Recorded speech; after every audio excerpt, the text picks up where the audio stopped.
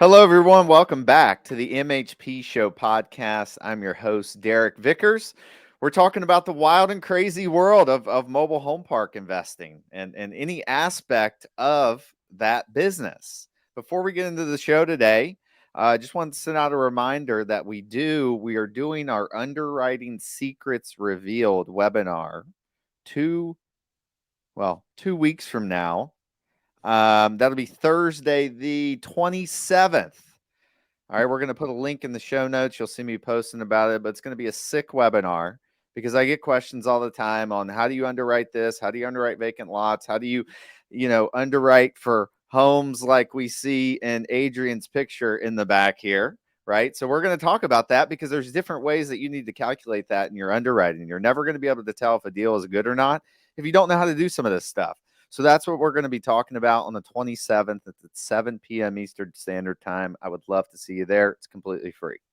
All right. So now I got Mr. Adrian Smude with me today with lifestylerei.com. And now when Adrian hopped on, I was like, man, you look like you're in one of our parks before we turned it around there because I've seen some houses like that before.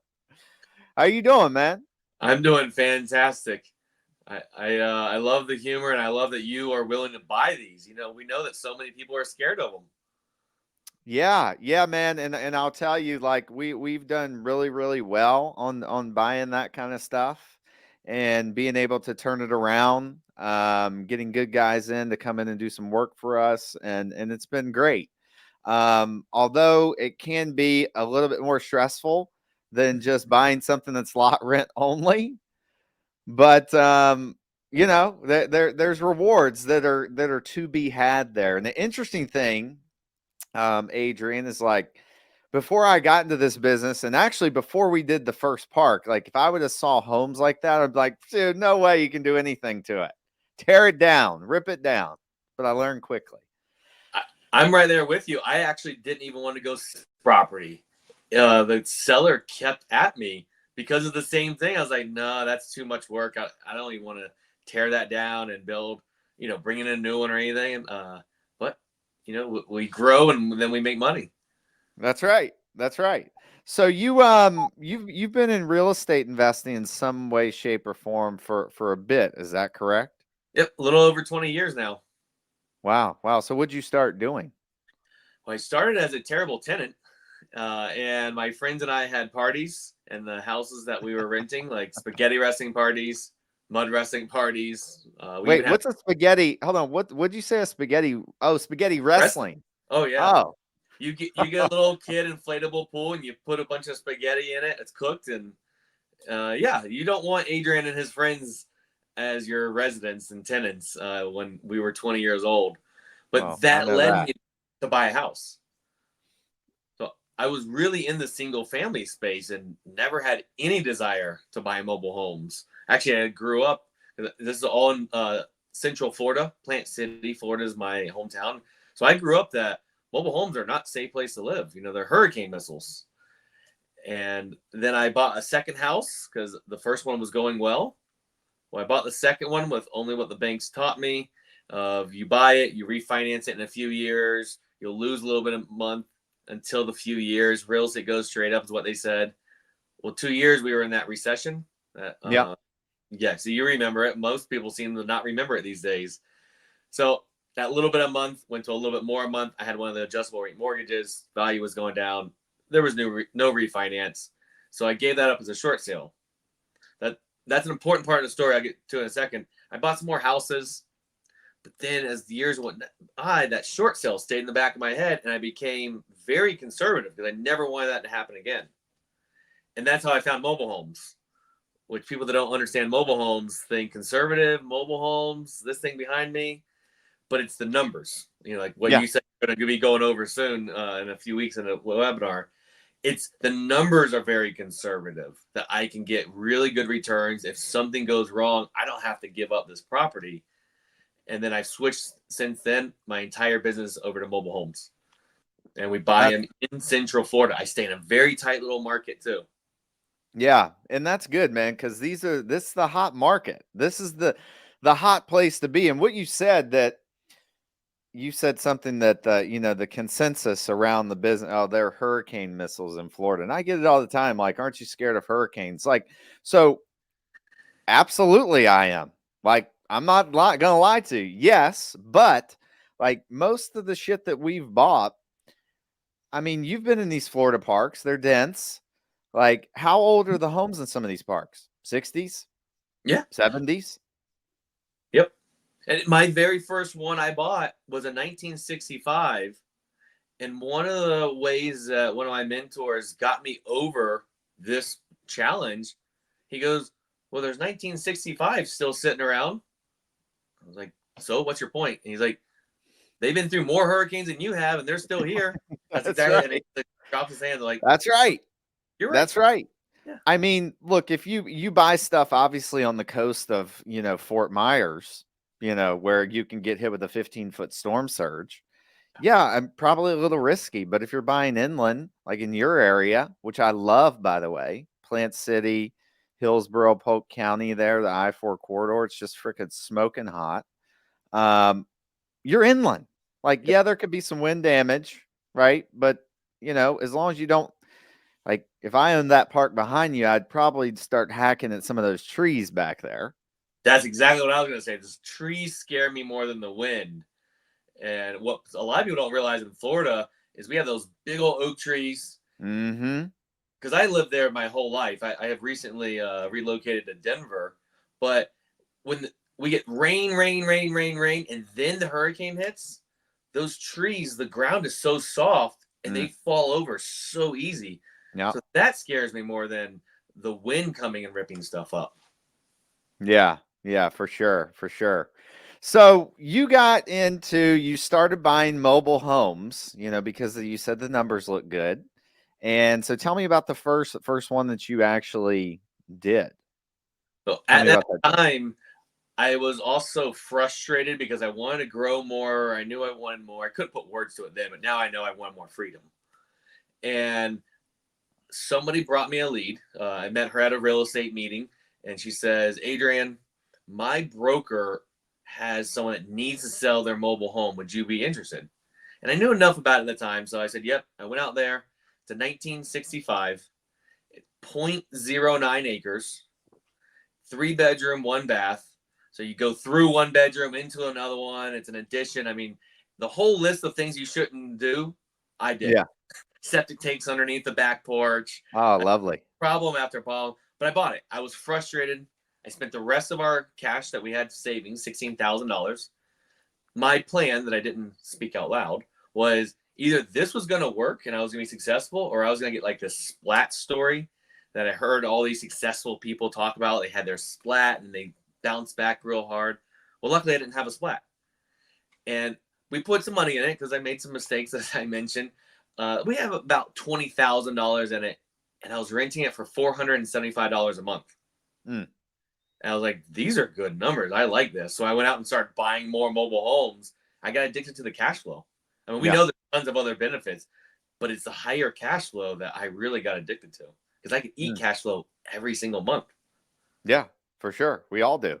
And then, so were you buying them and basically you had it in a park and you were paying the owner lot rent and then you were renting? Great question. So I've done some of those. My main business has been buying the single unit with the land. So I like a single family house. It just happens to be a mobile home. But Ah, I've done some deals in the parks where the park allowed me to buy it, fix it up some, or maybe do very little work to it, and then sell it to someone else on payments. I think that's a great way to really learn the business, to build some rapport with the park manager and owner, and to move some money really fast. So they're lower dollars, and you're helping the park out. You're learning the business on some lower dollars. yeah. Yeah, got it. Got it. Got it. And so you're buying something that has like the home on it with the land included. And so when you sell that, I'm sure, obviously land value, you can probably get a bit of a premium for doing that.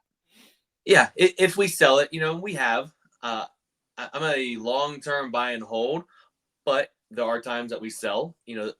These days, what I've been doing is as I buy a nicer one, and nicer for me is like something in the 1990s.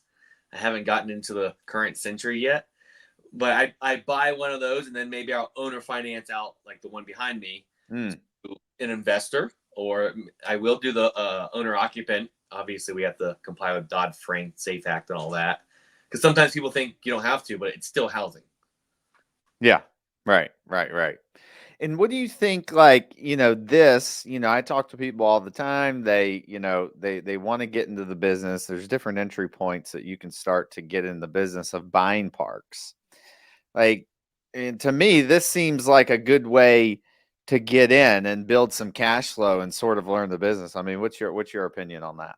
I completely agree. I've got a lot of students that are maybe taking courses for mobile home parks, but they want to get the momentum and they want to learn the actual units, what they're about. So if they make a mistake, they make a smaller dollar mistake and not on an entire park. And also they just have the experience, because then they can go and maybe partner with someone with actual mobile home experience versus I've never done anything in the mobile home world. Oh, and my world of the single unit with the land is less competitive. So that's another reason you can sometimes get started a little quicker. But I did mention the deals inside the parks. I don't currently have any of those, but those are another great way to learn, because you learn from the inside of the park and Yeah. you see how it works. Now, you got to remember that the park manager makes all the rules. That's why it's nice to be the park owner, not so much in the park. But they're all great ways to get started. And we've got money in mobile home parks. We put it into a syndication, and they're all great ways as long as you just get started. You got to learn some of it Yeah. and get started. Yeah. Yeah. You have to get started. You have to put your foot forward and take some sort of action, or you're never going to get there, because you can listen to all the podcasts you want, you can read all the books you want, but you have to start, you know, moving. Move Yeah. the ball down the field, like somewhere, Yeah. right? And, Or you're and know not. you're going to make a mistake. I love John Maxwell's book, Failing Forward, because I haven't talked to or studied any successful person that hasn't made a mistake. So you just know that going into it. Take some action from this podcast here. And then when you fail forward, get up, ask for help from your mentors, and then keep going and doing it again. Yeah, for sure. For sure. How important are mentors? Oh, I wouldn't be where I'm at without them. I mean, right now, I think I only have 3 coaches. I've had up to 5 at a time.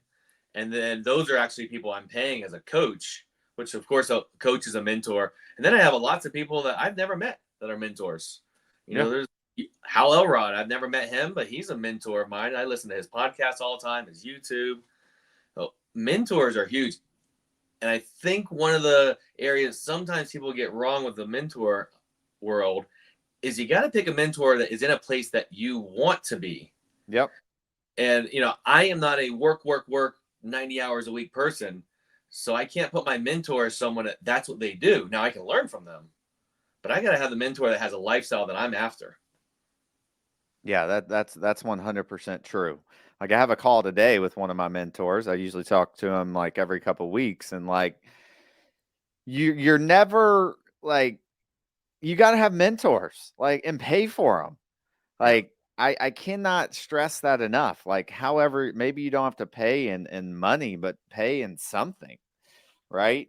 But I see people all the time. Oh no, I would never pay for someone's like mastermind or coach thing. Okay, whatever, dude. Like, I got it, but I could not. I have never like wasted money on something like that. It's always been super valuable, and maybe it's someone I meet. It's definitely in something I learn, or something that like this guy I talked to. I'm talking to this afternoon. He can kind of look at Derek from a 10,000-foot view and be like, "Oh, you need to look at that. Oh, right. I'm stuck in the bullshit. I can't see that." Right? Yeah. You know what I'm talking about. Oh, I know You need that. exactly what you're talking about. And I mean, people say, yeah, it costs a lot of money, but it's some of my best return on my investment in my business. One of the keys though is you got to actually take what they say and do it and take action Yeah. with it. Again, we're back to that action thing. And my branding has been helped by there.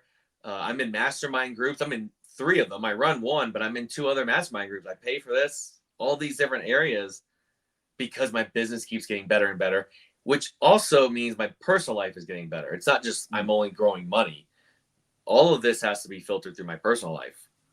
And that's Yeah, what it's yeah. about. Yeah, for sure, man, because I mean, if the business sucks, it's going to carry over into the marriage or your Mhm. whatever that is, right? That's going to it's going to hurt that. It's going to hurt everything. So like, having that go well and having your mentors help you get all those things aligned is huge.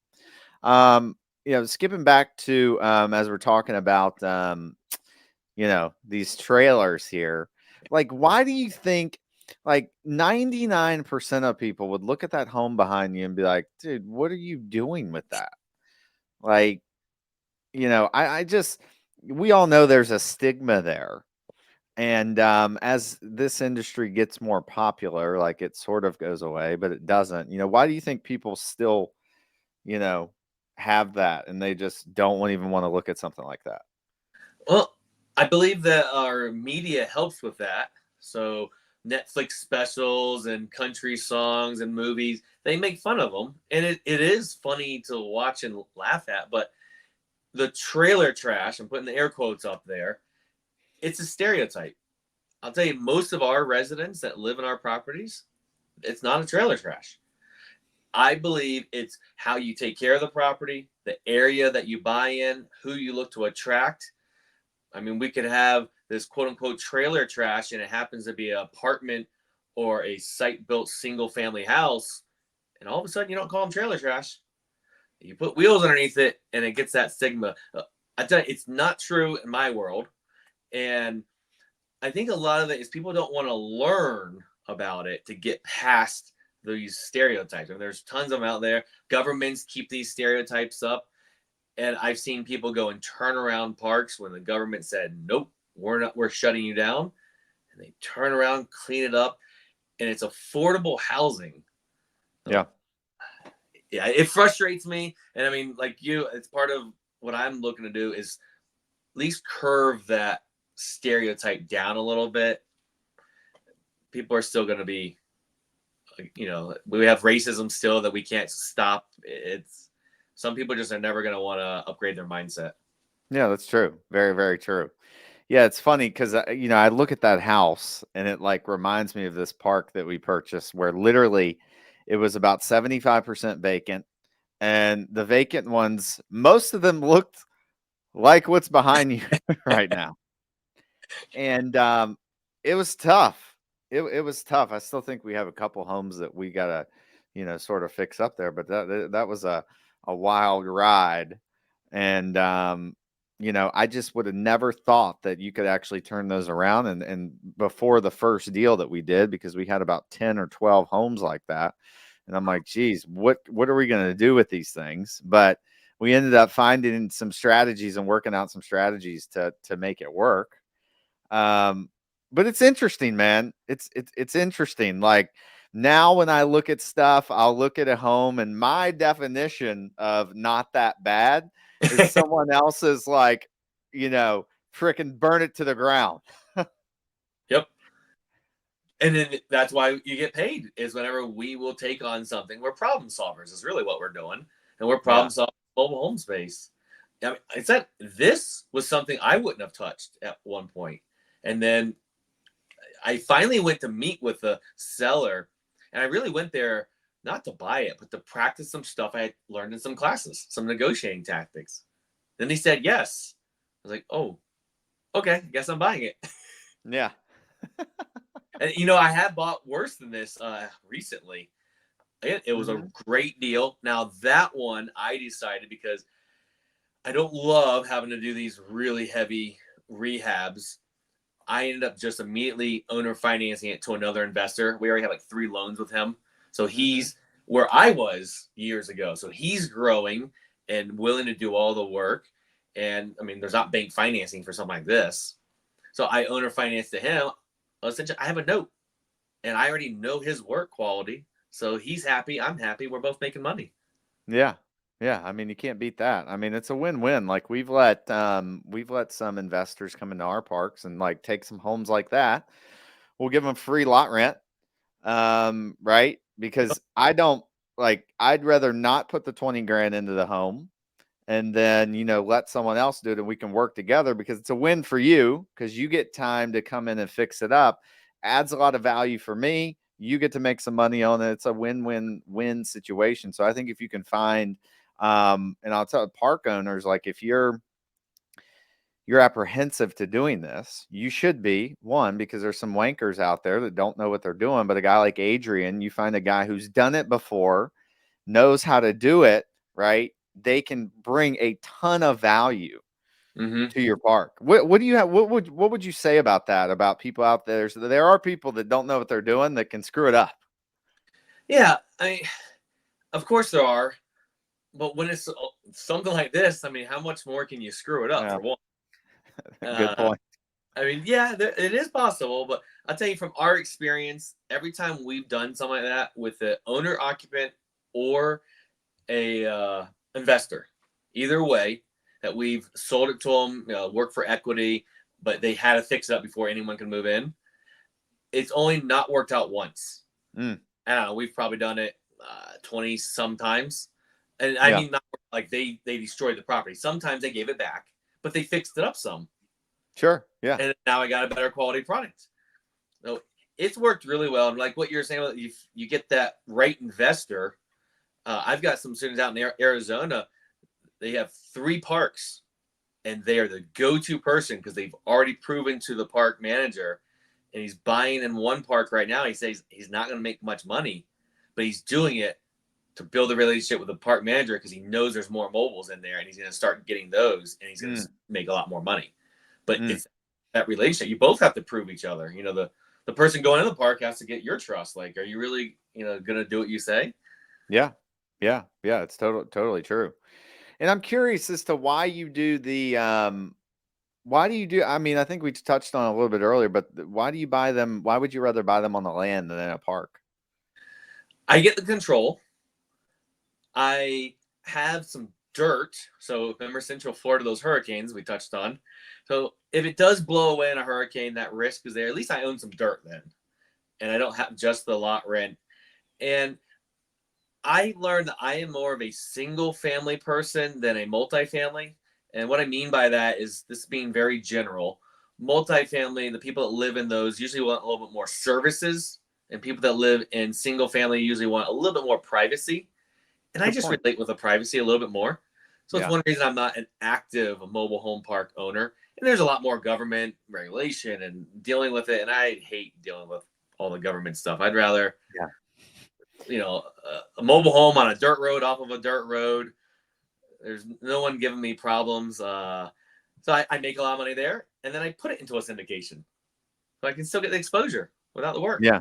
Yeah. Nice. And good point. I mean, look, I'd be lying to you if I said that dealing with the municipalities wasn't, a bear.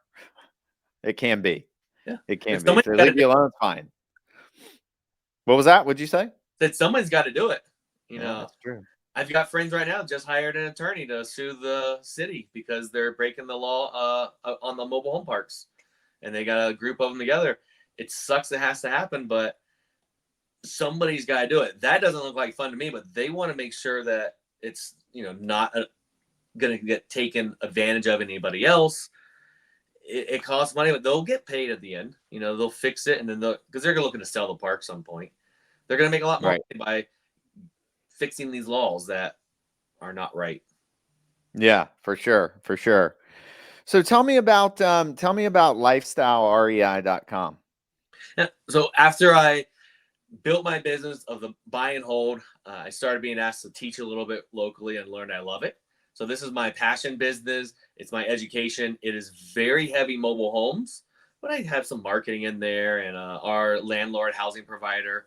And it's as I said, my education business. And it's called Lifestyle because I am here to teach people to build a business that serves their life versus serving your business.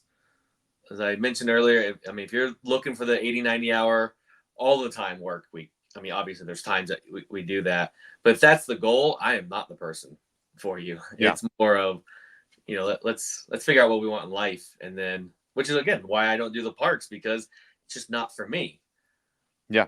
So there's a lot of that. So yeah, I teach it. I love it. It's fun. I wrote a book on it. I do some courses, and as long as it stays fun and I'm helping people, I continue doing it. Yeah. That's awesome, man. And I think that's a good point. Like deciding, the lifestyle that you want. And with me, it's funny, like people say you work all the time.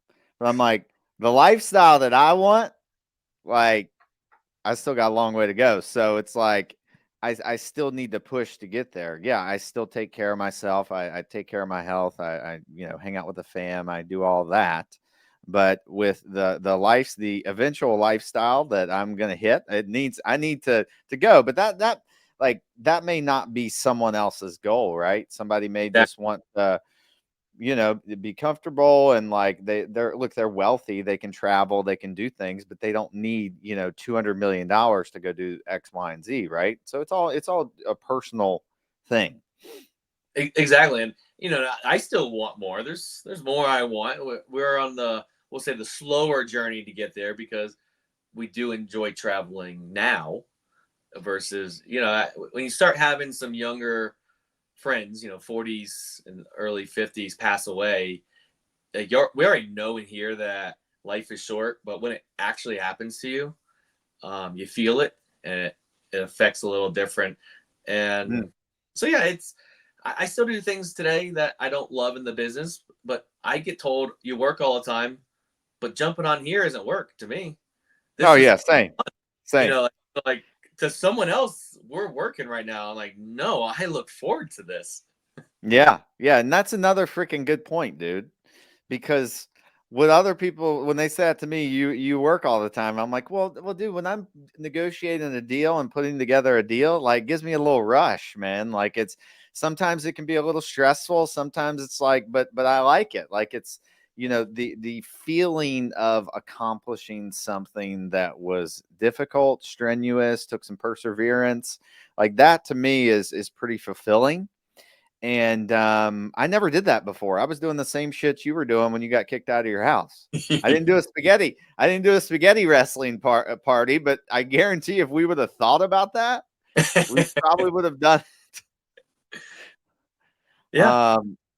But yeah, I mean, I think it's it's interesting. Like people just need to figure out their own goals and their own path and work towards that. But again, as Adrian and I just said that like we ain't working right now. Like, this is fun. Yeah, that's why I call the like education. It's my passion business. Yeah. Working more and more towards not taking care of the behind the scenes stuff that I love, but this world is fun to help people out. So many of my mentors helped me out, and so there is a slight like felt feeling of obligation to pass it on, so it doesn't die with me the education I got. But it feels good when you get a text message or a message from someone like how what you did changed their life, or Mm. where they invested in one of your deals and how it changed their life. It's that keeps you going when the Yeah. tough times are tough, like you were talking about. Because yeah, it's good growth still, even whenever it is a little bit of tough time. Yeah. Yeah, for sure. For sure. And I mean, I agree with you there too. And that's why, in my education business that we're doing something similar. Obviously, I'm teaching people to buy parks and things like that.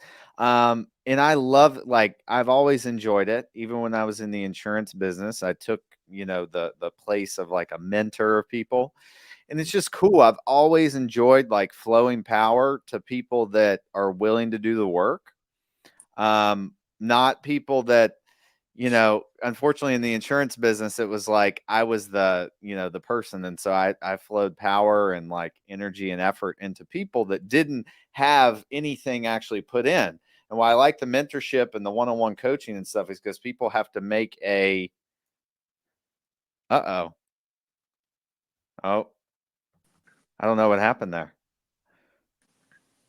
I think you got kicked off for a second. Can you hear me okay? Hear you now, yeah.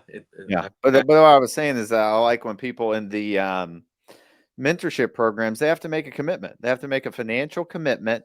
And people will say, oh, well, why do you do it? Like, why don't you just do it for free if you love it so much? Because I don't want some wanker in here that's just doing it for free that I'll tell them to go make 20 calls to park owners today. And they won't freaking do it. They'll say, "Oh, the numbers don't work, or it's hard. They told me to F off." Like, I don't want to work with those people. Yeah, I think that's with everyone, even though some people will do a little bit less. But I bet you, and I know I take it more serious when I have money in it. So it's not just people that are lazy. The super successful are the same way. When they put money in it, they're going to be more serious about it. That's everyone. Yeah, yeah. And the interesting thing here's I did a program. This was probably a year and a half ago where I charged, forget what I charged, maybe $1,000, right, Mm-hmm. for people to do it. I think we had, I mean, we had some movement in there, but like we 20x'd the cost of the program, right? Mm-hmm. And we have deals under contract with people now, closings happening, people making shit happen, right? Yep. Because the quality of person just jumped, right? Yep. And it's crazy how that works. I found the same thing, and it was honestly difficult for me to start raising my prices because I had the limiting mindset that I wasn't worth that much money that I was being told to charge. And I finally got over it. And the data shows more successful people are the ones that have paid more. So Yeah, totally, man. And I've looked at it too, is like, you got to look at your time, yes. because if you take, how much money you're going to make this year, if you're going to make a couple $1,000,000 this year, your time's worth, I don't know, $2,000 an hour. Yeah. And So everything I put into the education side takes away that I'm buying less. I mean, I'm still buying, but obviously I only have so many hours in a day. And if I can't put it towards the buying side because I'm in the education, well, now I'm cheating my family. I'm cheating my team because I can't pay them more. So yeah, there's other things behind the scenes a lot of people don't realize. yeah, for sure, man. And it's a lot of work, and it's like, Derek, you could be buying parks, Adrian, you could be buying more homes, but why do you do it? But it's that fulfillment thing. I mean, this gives me a lot of fulfillment when I do it. I just really, really enjoy it, and because it is a lot of work. It takes a team. I Yes. see people online like, "Oh yeah, I'm going to go start a course. I'm going to start a course, and I'm going to make $1,000,000 off the course." Okay, well, who's going to run your back end? Who's going to do all this? Like, there's a lot of stuff involved, right? Yeah. It's a lot of stuff. I think it's worth pointing out two things that you just mentioned, which is a good qualifier when people are looking for a mentor, coach, a program, or anything, is they truly enjoy it. Like there's a passion behind it. It's not just all money grab. And that's something you kind of probably have to feel out in the person. The other one is, are they actually in the business? Have they ever Yeah, done this? Have they did 10 years ago, or are they in the business? Those are two good filters right there. yeah, for sure, for sure. Yeah, man, it's awesome. And I mean, I think it's great what you're doing. I mean, people need to learn these things because, as the economy gets crazier, as the world gets crazier, I mean, I'm sorry, but dude, you making $50,000 if you live in Tampa, like, it ain't gonna be that fun. Like, it's not gonna be that fun. And you need to make real money to do the things that you want to do. And learning something like Adrian is teaching you, I think, is a huge thing, and it's a pretty low barrier to entry for you to Yep. get into, right? Yeah, I totally agree. It's our inflation, whenever we learn what the actual inflation number is, or But yeah, we're not going to learn that. We yeah, won't get give that. it the real definition again. Yeah, I mean, that's moving so fast. You've got to be making more money. And so I read this on the internet, so it's got to be true. no, That of course, of course. the two household income has an average of $200 extra a month of spending money. Well, what happens in the recession that I feel we're close to maybe? And if one of them loses their job, $200 a month, they're probably going to have to downsize their housing, which most mobile homes are in the affordable housing space. That's right. We're going to have even more demand in that space. So, I mean, textbook economics, we can raise our rents if we do or not. I'm more focused on we have a larger applicant pool to find the very Yeah, best people to live in our properties, and we're not going to go without rents. Higher cost of living, $3,000-$4,000 properties those are going to have to either dramatically drop their rents, which could put these investors in the red. So we keep most of our properties in that affordable housing space. Same. I'm very concerned about that, because remember that short sale, it's always in the back of my head. It keeps me Yeah. conservative. Yeah, and I think it's interesting, and we'll see, but like, 10 years down the road. So if we rewind 10 years now, we're in 2014. Like, what was a job at McDonald's paying in 2014? Or like, what was the minimum wage in 2014? My guess in my area was $7 something Yeah. dollars and probably some change. Yeah. Yeah. I think I was working at a place making like frickin' no, I was here selling insurance, making really crappy money. And maybe I could have gotten a job making $10 an hour or something. But now that job probably pays 18 or 20. Yeah. Right? It is right about doubled Florida's minimum wage. Yeah. Now it's 14, $15. Yeah. So take those data points, right? And then so now let's fast forward 10 years. Like this, and my point I'm trying to make here, I'll get to, is like 10 years later, minimum wage will be, I don't know, 25, 30. Then it'll be high, right? It'll be like, we can all agree it's going to be higher than it is now by a long shot, right? I think. And, apartment rents are still going to start creeping up because we still have a housing shortage. And then for us in the affordable space, it's going to be good for us because we're still going to have the cheapest place in town, right? Mm-hmm. And, because a builder cannot build something affordable in Tampa, Florida. Like No. they can, maybe they can, but they have to build like a 300 square foot room. Yeah. Like for someone to live in. I think that's one of the reasons we have such a shortage of affordable housing, because the last recession, building stopped. And then mainly in the apartment space, people came in, bought the lower class apartments, made them nicer. And then the big piece of it is when the building started, they didn't build the lower because Yep. of the money. It cost us a tiny bit more to put the granite in there than the Formica. So we never built the lower income. And now the governments are starting to try to push for it and everything. But it's one of the reasons we hurt ourselves in our country by not keeping that affordable housing space there.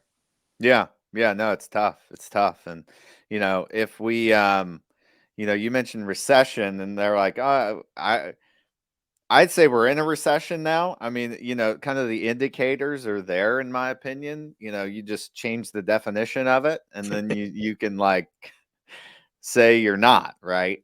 Yep. But it's going to be interesting to see. I wanted to ask you, like, do you have homes out there that you're marketing now that you're trying to get people to come in and buy, or RTO that are?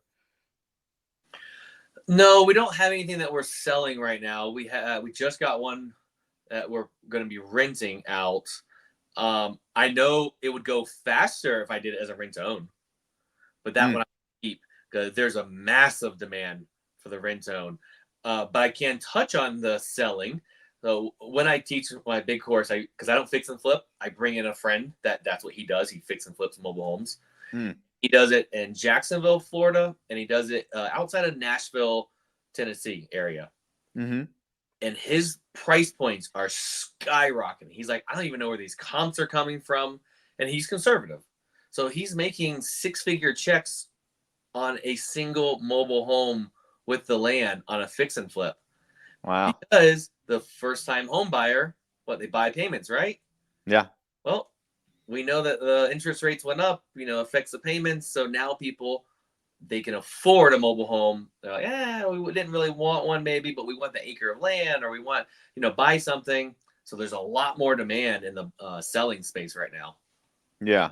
Yeah. And I think for the, if you can like RTOs or however you structure that properly, like it's, especially now with the economy too, I think has slowed and prices are going up. People have less money, not like in 2021 when we had people coming in and paying cash for $30,000 homes, $40,000 homes. It's crazy.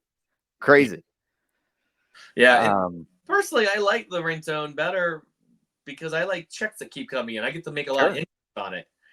Yeah. and yeah, I can always sell it if I needed the cash. So I love that business, and we're helping people out that couldn't normally get a loan as well, and you're getting a little higher interest rate for that. Yeah. I love that business. Yeah. Yeah. That's awesome, man. Well, I love talking to you, man. What do you want to? Is there anything you want to leave with our listeners? And after you do that, you can. Where can people find you? And give us some stuff here. Yeah, the biggest thing I want to say is take something from this episode and go take action on it. And you should be doing that on every episode you listen to. Take some type of action every day. The 1% every day builds up, and keep going forward with it. I have a book, How to Buy Mobile Homes. You already mentioned my website, lifestyle-rei.com. I'm on most of the social medias. If I can help you out, reach out. I'll help you out if I can, and take some action and change your life. Awesome, man. Awesome. Well, hey, why did you move to Denver from Florida? There's a lady I really like, and she really wanted to go to Denver. So Erin, I would say she drugged me out here a little bit, but I'll tell you, I love Denver now that I'm here. Nice. As you mentioned, keeping your body healthy. I go to yoga. It's easy. There's a lot more yoga out here, and meditation and mountains, and so I'm really liking it.